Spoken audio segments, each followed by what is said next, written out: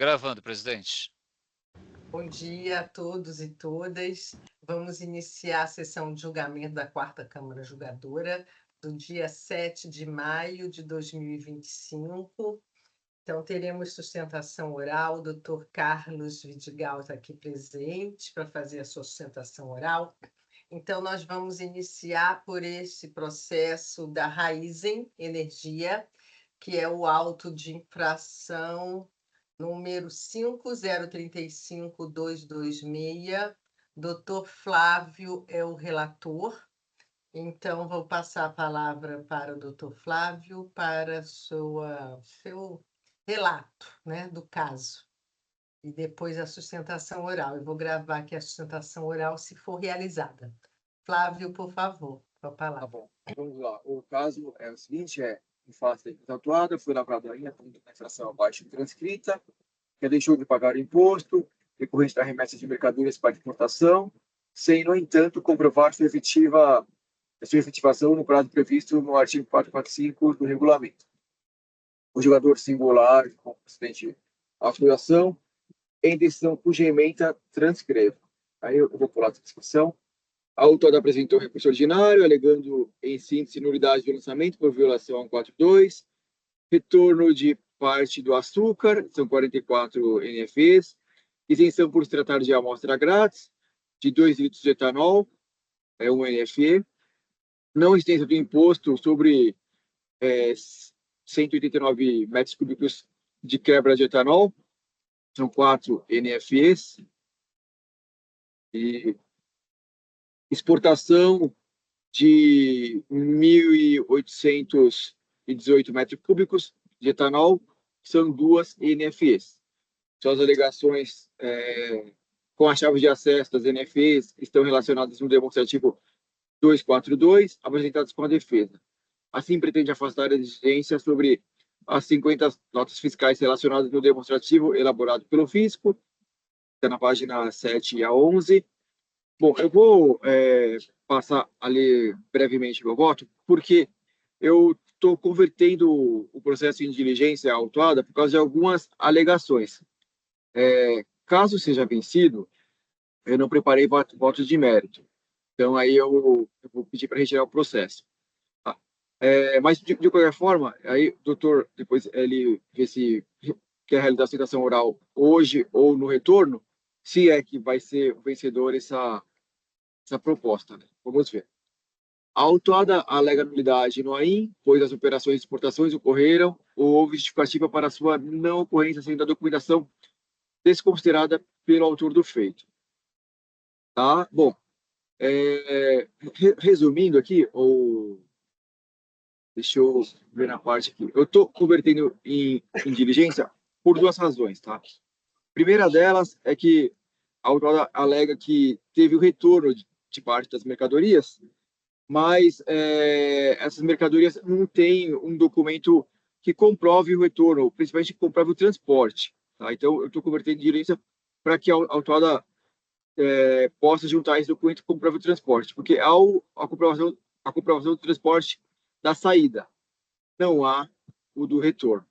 E outro ponto, aí talvez até o doutor possa esclarecer mais, tem duas notas fiscais que foram faladas que foi feita a exportação e foram relacionadas às a DUI aqui, né? E para essas notas fiscais, não tinha sido juntado no processo as referidas DUIs com a comprovação. Mas eu consultei no site do Siscomex, a consulta foi feita em, acho que abril, deixa eu ver aqui, faz um tempo já. Eu gostei em 7/11/24, tá? E parece que a exportação já estava averbada lá, né? Então, para que esse documento seja trazido aos autos e que depois a DRF e o autor de feito se manifeste. Tem uma petição aqui posteriormente, o doutor estava falando antes do julgamento, e talvez essa petição realmente seja nesse sentido aqui, tá? Que comprove isso, tá? Basicamente esse o voto. Então, a conversão de diligência para esses dois pontos, e aí eu não sei se vocês querem debater sobre a conversão de diligência, o julgamento do mérito, e se a sustentação oral pode ser realizada agora ou posteriormente. É isso, presidente. Obrigada, Flávio. Então, fica aberta, né, a palavra aos debates. Doutor Carlos, se o senhor quiser realizar a sustentação oral, também sem problemas. Mas, se o senhor achar, né, conveniente aguardar, né, dependendo aqui da manifestação também de todos, né, aí eu deixo como adiada a sua sustentação oral. Eu já adianto o meu voto dizendo que eu acompanho o relator nessa conversão do julgamento em diligência. Eu acho que vai esclarecer bem como foi colocado pelo relator, né, no seu entendimento, nessa análise completa. Então, eu concordo. E passo a palavra à representação fiscal, quer se manifestar também.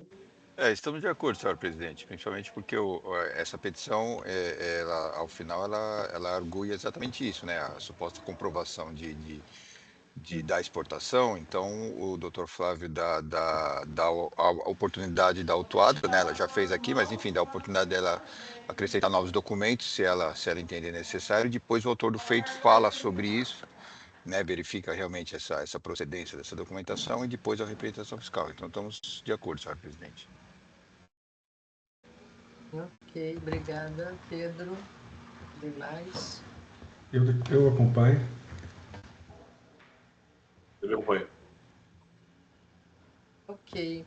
Então, doutor Carlos, o senhor aguarda a sustentação oral para um outro momento? Eu estou colocando aqui como adiada. Perfeito, presidente. Tá? Aguardo, sim. Tá. Não sei se o doutor Flávio ainda quer algum esclarecimento da minha parte. Então, doutor Carlos, principalmente relativo a esses documentos, só verifica se é isso mesmo, tá, que foi juntado, né? Mas os documentos de transporte do retorno, tá? Isso, a decisão singular já havia colocado isso, que faltava essa documentação. A autuada diz que houve retorno, mas ainda não traz esses documentos também de transporte. Se tiver isso, talvez seja de grande interesse da autuada, tá? Mas isso. Então, basicamente em relação ao transporte e em relação a essas duas aí, que imagino que devem ser as mesmas. Se for só concatena direitinho, são tais notas do demonstrativo do físico, que foi 7 às 11, são as notas aqui que estão aqui, perfeito, e aí fica bem claro, tá? Eu já havia... Perdão, doutor Flávio, achei que você tinha concluído. Pode concluir, perdoe. Ah, tá. Eu já havia olhado no site do Siscomex, mas a gente precisa ter no processo a documentação, tá? E também precisa ter um contraditório, tá? É isso. Não, naturalmente, assim, em relação ao contraditório, claro, totalmente de acordo, até nós, na própria petição, nós pedimos, né, que fosse remetido ao autor do feito ou à representação fiscal para que pudessem se manifestar, naturalmente, né, até evitar a nulidade da decisão que venha a ser proferida, eventualmente ou não, a favor da empresa. E foi exatamente isso. Nós já tivemos essa situação em outros autos de infração, porque teve uma sequência de autos de infração por esse problema de DUI não averbada.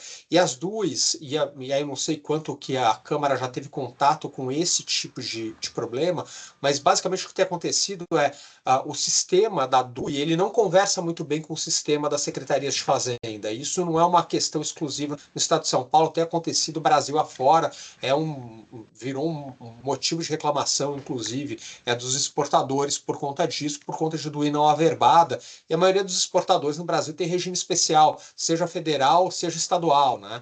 Então você tem o RESE, enfim, você tem outros tantos regimes aí de transbordo e tudo mais. E quando você tem DUI não averbado, o que acontece é que seus regimes especiais começam a ser cassados. Então, é um problema efetivo para a empresa, para além de eventuais autuações, como está ocorrendo no caso concreto de ICMS, é um problema não ter DUI averbada. Então, nós enfrentamos essa situação em outros processos, né, quando foi resolvido o problema da DUI, porque essas divergências, às vezes, em vez de escrever T de tonelada na nota, escreve tom. E aí, o sistema ele não consegue entender essa informação e ele simplesmente não dá nota. Só que daí você tem um outro problema. Por quê? Porque você não tem mais prazo para fazer o cancelamento da nota e emitir uma nova. Né? E o sistema da DUI não permite correção no próprio sistema do Siscomex. Né? Então, o que a empresa fez? Ela emitiu notas cancelando as operações anteriores e fazendo uma nova operação, mas sempre vinculando aquela operação principal, aquela operação inicial. Então, isso já foi visto até em outros processos. Eu posso até trazer, então, adicionalmente, como exemplo, esses outros casos da própria empresa, que o auditor fiscal da Cefaz reconheceu que houve efetivamente exportação, que a DUI está averbada, como de fato agora a DUI está averbada. Eu posso trazer, então, esse conjunto talvez um pouco mais robusto, ficar um pouco mais claro para a Câmara nesse sentido e facilitar também aí a manifestação da representação fiscal e do autor do feito. Obrigada, Carlos. É a nova SUFRAMA, então, né? Falta registrar, Flávio. Por isso que eu estava pensando assim, Perdão, vou registrar. que não, mas não dá para ignorar, né, uma regra, mas exportou mercadoria, comprovou, mas não tem aquele carimbinho virtual ali, então não. Gente, pelo amor de Deus, né? Vamos ajudar um pouco aí. Ou pelo menos se não conseguir ajudar, pelo menos não atrapalha tanto as pessoas, né? Ô, Jesus. Exatamente, Dr. Rubens. Até a nossa defesa era justamente nesse sentido, porque a gente traz todas as provas, né? Tem embarque antecipado, né? A empresa faz embarque antecipado, então tem as provas lá do embarque antecipado, que a mercadoria foi totalmente exportada.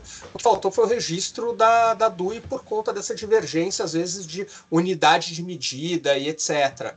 E aí isso vira esse problema, tomando tempo aqui da Câmara, fazendo o auditor fiscal analisar isso, ele é obrigado a lançar um crédito, né, quando ele olha.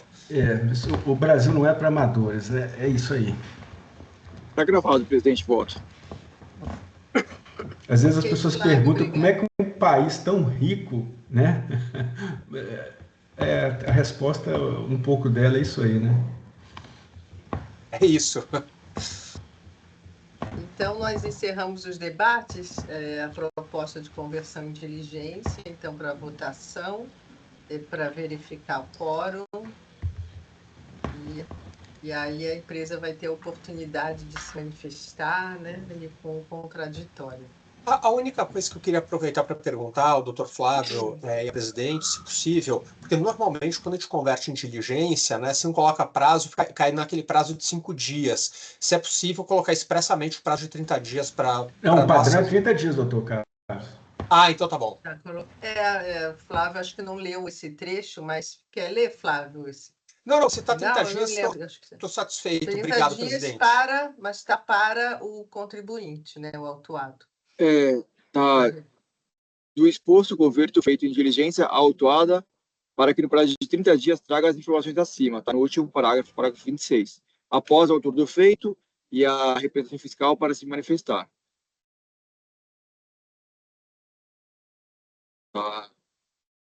Está suficiente, não está para eles, para as manifestações também em 30 dias, mas normalmente está para o autuado, né? Após para os outros, no mesmo prazo, né? Seria.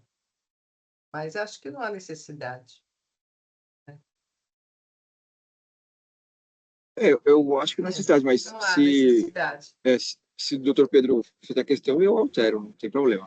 É tudo no sistema, ele independente do que escrever, aí o sistema vai fazer do jeito que está programado lá. Isso, vai para a autuada, vai para o autor do feito. O importante é que o último seja a ser falado nos autos é a representação fiscal, mas naturalmente ele vai abrir vista para os dois, isso não tem jeito. Agora, o prazo, os 30 dias é suficiente, doutor Flávio, eu não exijo que seja maior ou menor que isso, eu acho que é o suficiente. É que não constou expressamente, Pedro, o prazo de 30 dias para vocês. Então, mas eu prometo que eu não vou alegar intempestividade. Para mim não tem como. Chegou para mim 30 dias a legislação que determina. Eu não tenho nem como fazer. Mas o seu prazo é dobrado, não é, Pedro? Não, o retorno de diligência é 30 dias, são 30 dias. Se eu não fizer, simplesmente ele tira da minha carga e bota em julgamento. E fala para mim assim, perdeu o Playboy, sinto muito. Então, é isso aí. igual o nosso também, né, para relatar. Rubens, falta você confirmar. Desculpe, eu estou conversando aqui, Imagina. esqueci. Aí, pronto.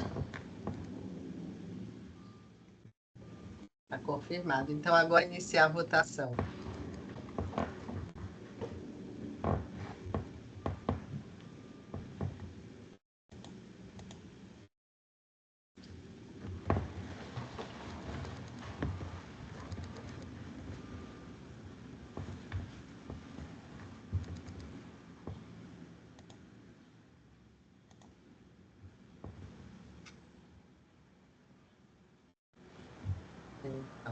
Então, encerramos aqui a votação.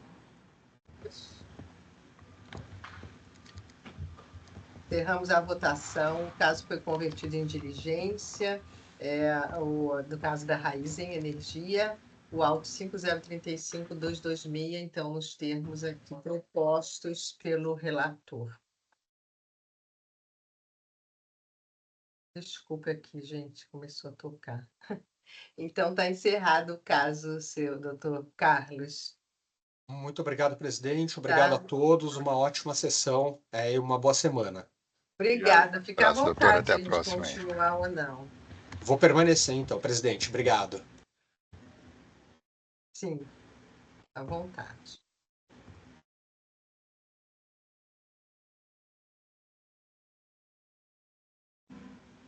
Então, vamos passar para o próximo.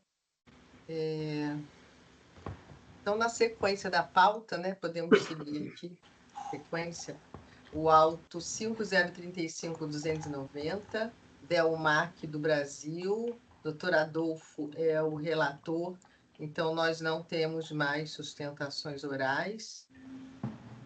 Então, com a palavra, Adolfo.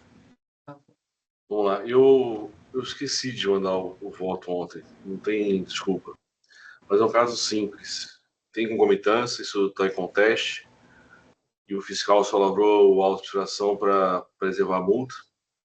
O contribuinte, aliás, preservar o crédito tributário e cobrar a multa. E o contribuinte alegou que havia uma liminar, ou há uma liminar, superando o crédito tributário.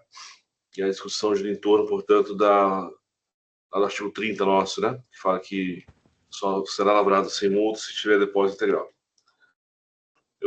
Eu falo que eu concordo com a tese, mas no caso específico eu abro mão da minha posição em função da existência de súmula da superior, né? Que fala que é aplicável o artigo 30.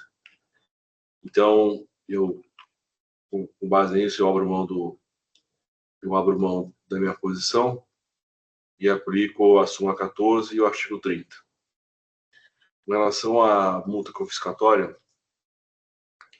eu falo que o Supremo já tem dado reiteradamente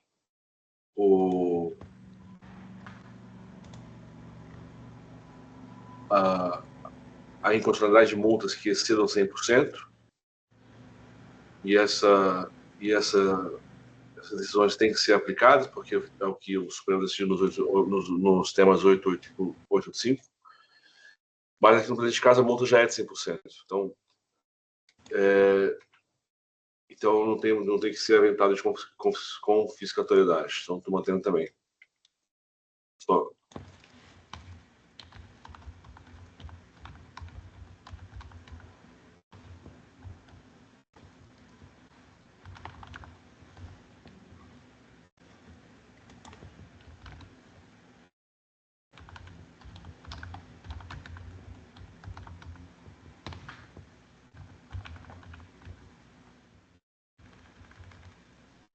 Eu estou falando do áudio está fechado.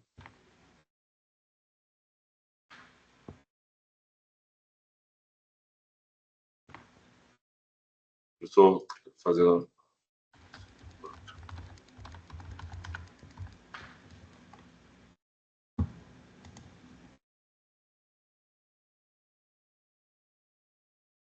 É que uma pessoa que está me mandando uma mensagem, sabe se é fraude, está apavorada.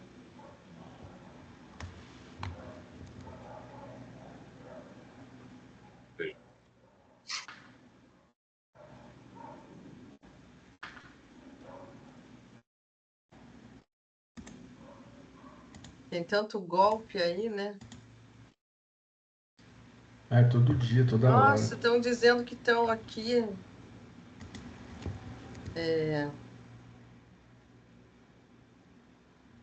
Estão preocupada que tem uma pessoa ligando de processo. Gente, eu já tive esse clone antes de ficar entrando em contato com o cliente, dizendo que é o advogado, né? Outros números, outras pessoas, até botar foto de advogado que trabalha comigo, gente. Tem de tudo. Desculpa aqui, eu tive que responder aqui, a pessoa estava ligando. Acabei de fazer o registro do Desculpa, voto. Adolfo, pode Imagina, não tem problema. continuar. Desculpa. Não tem problema. Acabei de registrar o voto. Estou não provendo com base nesses argumentos. Ok, então está em debate.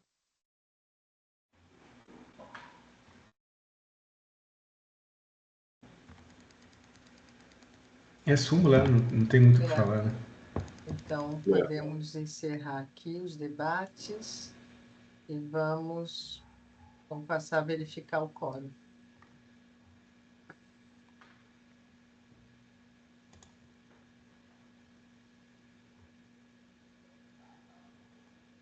Iniciando a votação.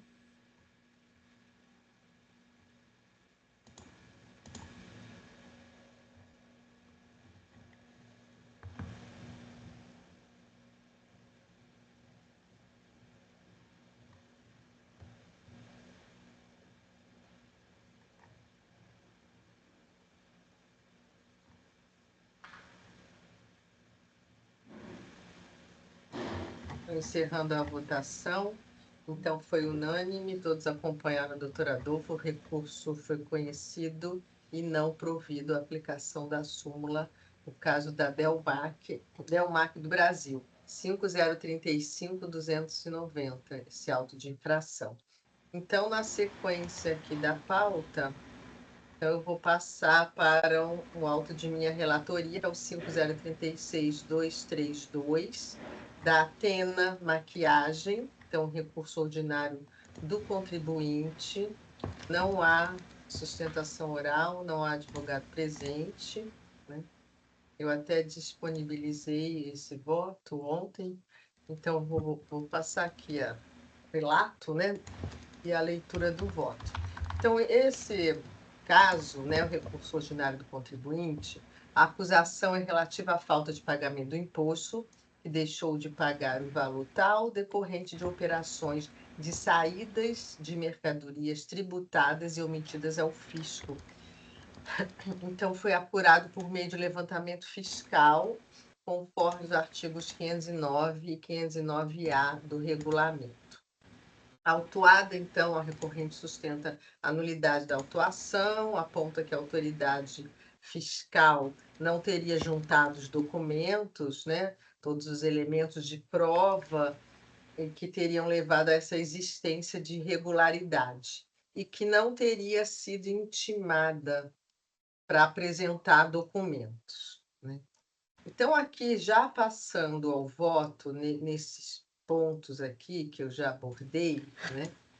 Quanto à nulidade da autuação e que a autoridade não teria juntado os elementos, né, as provas suficientes para a conclusão e que não teria sido intimada para apresentar documentação, diz que o fisco não teria demonstrado e comprovado o fato constitutivo do seu direito e concedido prazo para ser apresentada a documentação, né? Citando o artigo 142 do CTN e a jurisprudência dos tribunais. Então, eu digo que, quanto a esse argumento que não teria sido intimada a apresentar a documentação fiscal, é importante ressaltar que teve uma notificação, aqui aponto as folhas da notificação, folhas 438 e 439, na qual a autuada foi notificada a apresentar os documentos, né, os esclarecimentos.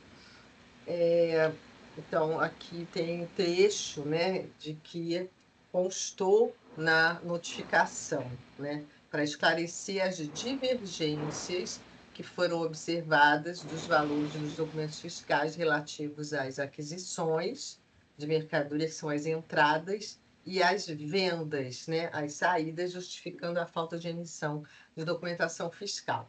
Então, ela não cumpriu, né, a recorrente autuada não cumpriu essa notificação, não apresentou nenhuma resposta, não informou nada. Então, infundada a sua alegação de que deveria, e aqui tem que alterar, de que não teria sido intimada a apresentar. Deixa eu até aqui já editar o relato, senão depois a gente perde onde está, né? Esse trecho. Então, de que ela, infundada a sua alegação de que não teria sido intimada a apresentar a documentação fiscal. Então, além do que o fisco não teria demonstrado esse fato constitutivo. Então, não foram esclarecidos os fatos narrados inicialmente pela autoridade, né? Então, esses argumentos são infundados. Então, nesse diapasão, tendo em vista que o fisco produziu levantamento fiscal, encontrando as diferenças nos registros da autuada, a fundamentação, então, foi relativa aos artigos 509 e 509-A do regulamento. Então, essa presunção, né, desses artigos do levantamento fiscal invertem o ônus da prova ao contribuinte. Então, seria uma prova na presunção relativa. Então, aqui eu até apontei, trouxe os artigos, né? E também destaco esse relatório circunstanciado, de que foram juntados documentos pela fiscalização, que caberia ao autuado desconstituir as provas, que foram constituídas na autuação fiscal e que não apresentou nenhum esclarecimento que pudesse, então, afastar o trabalho fiscal. Fez meras alegações. Aí eu trouxe trecho do relatório circunstanciado, relatório fiscal, né, em que a autoridade fiscal, né, o auditor fiscal, esclareceu quais foram, né, esses pontos que precisavam de esclarecimento. E foi quanto a essa documentação fiscal, então, das entradas de mercadorias, essa verificação, né, quando em comparação com os valores de emissão do interessado relativos às saídas. Então, demonstraram as divergências relevantes. Então, na defesa, eu até aponto aqui as folhas 500, 510, então constaram fotos de caixas e pacotes das mercadorias. E quando regularmente notificada, então autuada, apenas trouxe na defesa desculpa, essas fotos. Então, que eu entendo até que essas fotos, elas até reforçam, né, o trabalho fiscal aí dessas mercadorias que estavam na autuada, né? E foi justamente a diferença encontrada, essas entradas e saídas, então elas nada esclarecem em defesa e favor do recorrente. Então, eu afasto a alegação de nulidade da autuação, o AIM foi lavrado consoante os artigos, os requisitos do artigo 132 do CTN, foi acompanhado das provas da fiscalização. Então, no mérito, a recorrente argumenta a não incidência de ICMS sobre produtos armazenados, citando o artigo 7º, 1 e A3 do regulamento, e diz que não existiu operação de circulação de mercadoria, pois não teria havido, não houve negócio jurídico no caso em tela. Então, eu entendo que também esse argumento não tem nenhum respaldo, né? Ela diz que nunca vendeu online, que a mercadoria, então, estoque estava armazenada durante o período apurado, mas foi levantada a entrada, né, em comparação às saídas. Então, houve essa presunção. Então, nesse diapasão, então, a recorrente não demonstrou nada a fim de desconstituir esse trabalho fiscal, não ter essas respostas, então são meras alegações com relação à ilegalidade da multa confiscatória, também agiu com acerto à fiscalização, mas já vista que a penalidade está de acordo com a legislação válida, vigente e eficaz. Com relação aos juros, também a essa limitação ao patamar da Selic, já na autuação, né, que é mais recente, e eu nego o provimento ao recurso do contribuinte. Então, este é o voto. Só vou aqui alterar no relato alguns erros que eu percebi. E estão abertos os debates. Estamos de acordo, senhor presidente. Acompanho também. Eu também acompanho.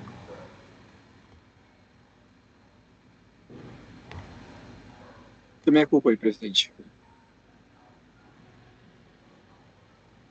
Ok, eu só estou aqui fazendo um pequeno ajustezinho e já abro aqui para a gente votar.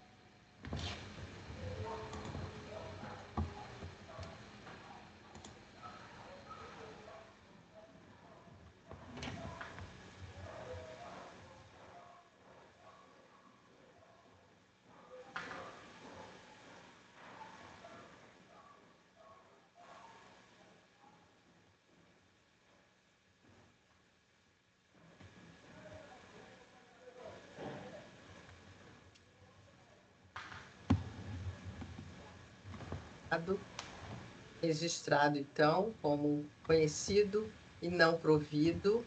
Então, eu encerro os debates e verificando o quórum.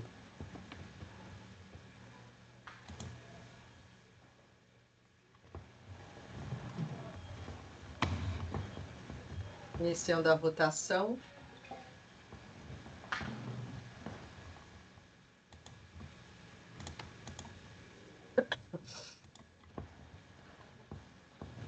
Então, encerrando a votação. Então, foi unânime pelo não provimento do recurso da Atena Maquiagem. O auto é o 5036-232. Então, encerrando esse julgamento, nesse caso. E passamos ao próximo. Presidente, só um alerta. A Delmac. Isso, estou encerrando aqui. Não estava fechado completamente, né? Isso. Agora, então, agora os três estão encerrados. Então, vamos ao último caso, que é o último da pauta. É o Carrefour, Comércio e Indústria Limitada. É o auto 5038.547, o recurso ordinário do contribuinte, né, do Carrefour. O doutor Rubens é o relator, então não há sustentação oral. Eu vou gravar aqui, porque está como requerida, né? E está ausente. Doutor Rubens, então, com a palavra, por favor. Obrigado, presidente. Esse caso se trata do caso das cápsulas de café, que o Carrefour deu saída com o benefício fiscal previsto para produtos de cesta básica. São 2 itens, um exige imposto de operação própria, o outro é imposto em substituição tributária. Enfim, a norma que concede a redução de base de cálculo em saídas internas de produtos da cesta básica é o artigo 3º, acho que eu não coloquei o anexo aqui, enfim, o artigo 3º. Fica reduzida a base de cálculo do imposto, é incidente nas operações internas com os produtos a serem indicados, de forma que a carga tributária resulte em um percentual de 7%. O inciso 3º, café torrado em grão moído e o descafeinado, classificado na suposição tal da NBM, tá certo? Então, não há dúvidas de que o café em cápsulas está incluído na suposição tal da NBM, ou seja, a suposição dos cafés torrados. Porém, não basta apenas estar incluído na mencionada suposição, mas é necessário haver coincidência com o produto descrito, qual seja café torrado em grão, moído ou descafeinado, né? Enfim, as cápsulas de café se identificam com o produto descrito na norma? Trata-se de café torrado e moído? Certamente, essas cápsulas contêm café moído em seu interior, mas nesse caso o café é apenas um componente do produto final, onde a cápsula em si não constitui mera embalagem, mas um recipiente especial que permite a extração automática de café em equipamentos específicos. Temos então que a cápsula de café não é simplesmente café torrado e moído, mas café torrado e moído inserido em uma embalagem especial, em doses individuais, a ser utilizado em um equipamento específico. Trata-se de um produto de valor bem mais elevado do que o valor do café em pó em embalagem simples e dele difere pelos aspectos mencionados. É preciso considerar que a norma em exame trata de um benefício fiscal concedido aos produtos da cesta básica de forma a desonerar os alimentos básicos consumidos pelas famílias brasileiras, em especial aquelas de baixa renda, sendo que o café em cápsulas é um produto ausente em cestas básicas em face do seu alto valor agregado. A representação fiscal menciona respostas a consultas onde a Cefaz afirma categoricamente que os cafés em cápsula não se confundem com o pó de café, a que se refere ao artigo 3º do anexo 2 do RIT. Há que se concordar com o fisco, as cápsulas de café contêm evidentemente café em seu interior, porém, além do custo do café moído, no valor dessas cápsulas se inclui o custo das cápsulas vazias, dos lacres, da industrialização do produto e, finalmente, o markup, de forma que o valor do café em pó contido nas cápsulas de café constitui uma pequena fração do valor do produto final. Os isqueiros descartáveis, por exemplo, também são preenchidos com gás butano, e ainda assim, a operação com isqueiro não se confunde com a operação com gás butano. O isqueiro é um produto industrializado que contém butano em seu interior e não estaria sujeito a um benefício fiscal exclusivo para as operações com o gás butano. De forma análoga, as cápsulas de café são um produto resultante da industrialização de insumos distintos, quais sejam as cápsulas propriamente ditas, os lacres e o café moído, resultando em um produto distinto para o qual não se aplica um benefício fiscal concedido especificamente para um de seus insumos. Desta forma, está correta a acusação fiscal. Não se considera eventual boa-fé nesse caso, nos termos do artigo 136 do CTN, não se aplica o artigo 112 do mesmo Código, pois não há dúvidas quanto à natureza ou às circunstâncias materiais do fato, etc. Quanto aos questionamentos a respeito da graduação das multas, essas estão previstas em legislação vigente e eficaz, especificamente artigo 85 da Lei 6374 de 89, não há que se discutir o seu montante.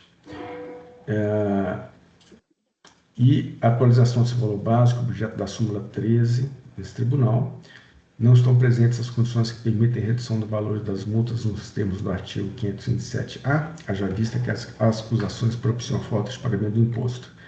Então, senhores, pelo exposto, conheço e nego provimento ao recurso ordinário. Eu já estou aqui registrando o voto.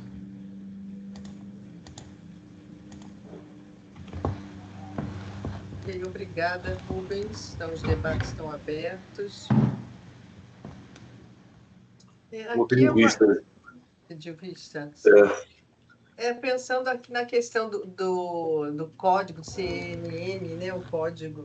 Aqui não menciona isso, né, Rubens? É só como cápsula.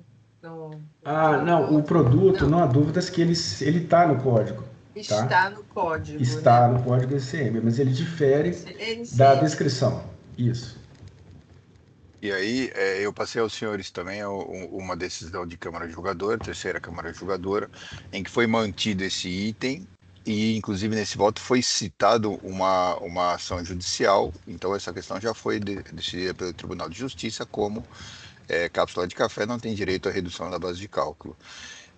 Eu fiz uma pesquisa junto à Câmara Superior e eu verifiquei, a não ser que eu tenha me enganado, mas eu verifiquei que esse assunto ainda não foi julgado em superior. Já existe o recurso especial, existe contra-razões e tal, mas efetivamente julgamento não houve em superior. Mas eu creio que como a decisão do Tribunal de Justiça a favor do fisco, eu acho que isso demonstra o acerto do trabalho fiscal. Essas são nossas considerações, senhora presidente. São duas decisões do PJ que existem a respeito do tema, uma não analisou o tema, que era a questão mais processual, e outra de fato foi contrária, mas não é jurisprudência. É um precedente que existe. Sim.